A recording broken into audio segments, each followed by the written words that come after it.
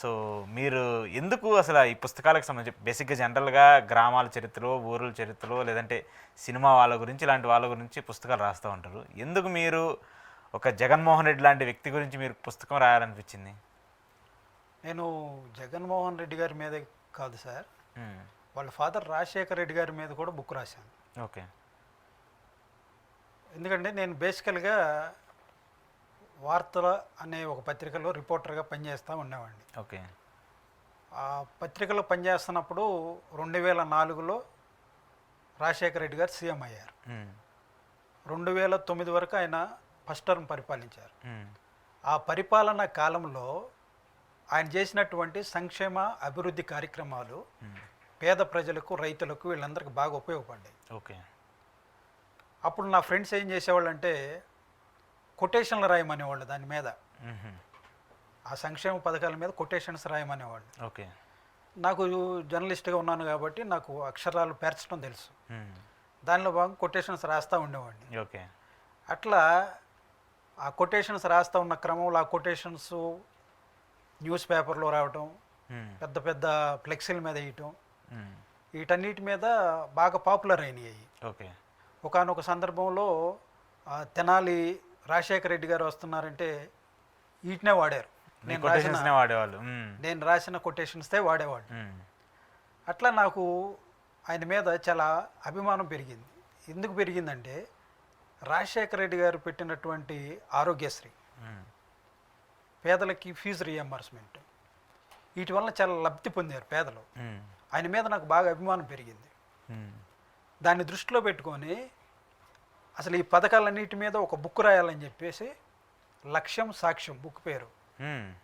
ఆంధ్రప్రదేశ్ అభివృద్ధే కాంగ్రెస్ లక్ష్యం, వైఎస్ చేపట్టిన పథకాలే ఇందుకు సాక్ష్యం ఓకే అనే దాని మీద బుక్ రాసి అది ఆనాడు ముఖ్యమంత్రిగా ఉన్నటువంటి రాజశేఖర రెడ్డి గారితోనే ఆవిష్కరింపజేశాను. 2009 ఫిబ్రవరిలో ఎలక్షన్కి వెళ్ళబోతున్నాం ముందు. అట్లా నాకు ఆయనతో పరిచయం ఏర్పడింది. ఆ బుక్ ఆవిష్కరణకి వెళ్ళినప్పుడు ఆయన బుక్ పేజీ చూసి వెళ్ళనమ్మ బాగా చేసావు, కీప్ ఇట్ అప్ అని చెప్పి కూడా, అది మర్చిపోలేని సంఘటన నా జీవితంలో.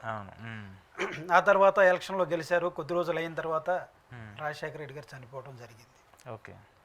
ఆ తర్వాత జగన్మోహన్ రెడ్డి గారు తీసుకున్న నిర్ణయాలు, ఆ స్టెప్స్, వాటి వలన మళ్ళీ రాజశేఖర రెడ్డి గారి యొక్క అభివృద్ధి సంక్షేమ పథకాలు కొనసాగాలి అంటే ఆయన వారసుడిగా జగన్మోహన్ రెడ్డి గారే రావాలన్న ఆకాంక్షతో జగన్మోహన్ రెడ్డి గారితో అడుగులు వేశాం. ఓకే. జగన్మోహన్ రెడ్డి గారి దగ్గరికి ఒక సమయంలో వెళ్ళినప్పుడు, వాళ్ళ నాన్నగారు చనిపోయినప్పుడు ఆయన రిసీవింగ్ కూడా చాలా బాగుంది. ఈ బుక్ చూపించినప్పుడు ఆయన కూడా చాలా హ్యాపీగా ఫీల్ అయ్యి, బాగా చేసావమ్మా, జాగ్రత్తగా పనిచేయండి అని చెప్పేసి అన్నారు.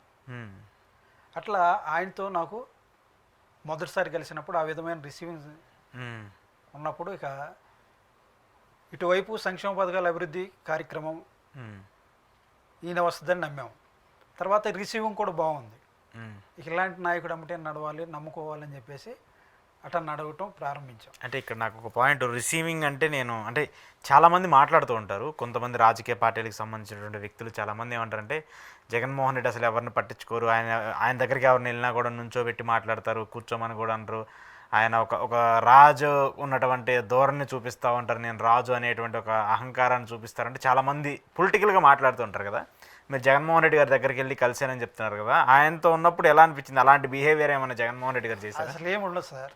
వెళ్ళినప్పుడు అన్నాన్ని సంబోధిస్తాడు, పెద్దవాళ్ళని అయితే. చిన్నవాళ్ళని అయితే ఏమో బాగున్నావా అంటారు, పేరు అడుగుతారు, షేక్ హ్యాండ్ ఇస్తారు, బాగా నచ్చితే భుజం మీద చేసి షౌట్ చేసి, అట్లా రిసీవింగ్ కూడా చాలా బాగుంటుంది, ఆప్యాయంగా పలకరిస్తారు. ఓకే.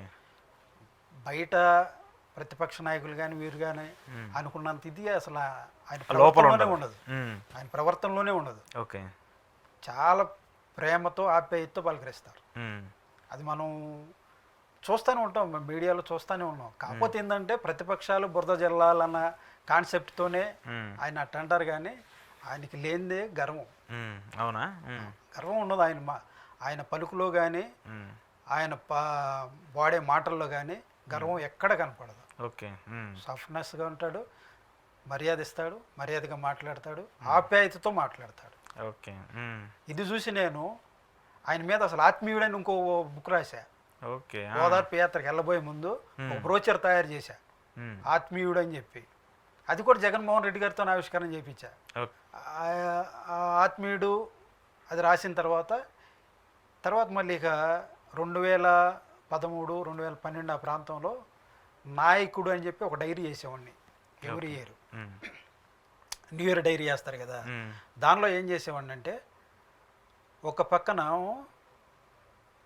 స్టేట్ వైడ్గా ఉన్న పార్టీ లీడర్లు, ఓకే, పార్టీలో ఉన్నటువంటి ప్రెసిడెంట్లు, వైస్ ప్రెసిడెంట్లు, స్పోక్స్ పర్సన్స్, అట్లాగే జిల్లా ప్రెసిడెంట్లు, వీళ్ళందరి యొక్క అడ్రస్లు, ఫోన్ నెంబరు. ఓ పక్కన diary, okay, new year diary. అది ఆ డైరీ చేసి జగన్మోహన్ రెడ్డి గారితోనే ఆవిష్కరణ చేసేవాడు. అట్లా జగన్మోహన్ రెడ్డి గారి దగ్గరికి నేను రెగ్యులర్గా వెళ్తానే ఉండేవాడిని. ఈ బుక్స్ డైరీ దీనిలో చేస్తా. ఓకే. ఆ తర్వాత 2019 ఎలక్షన్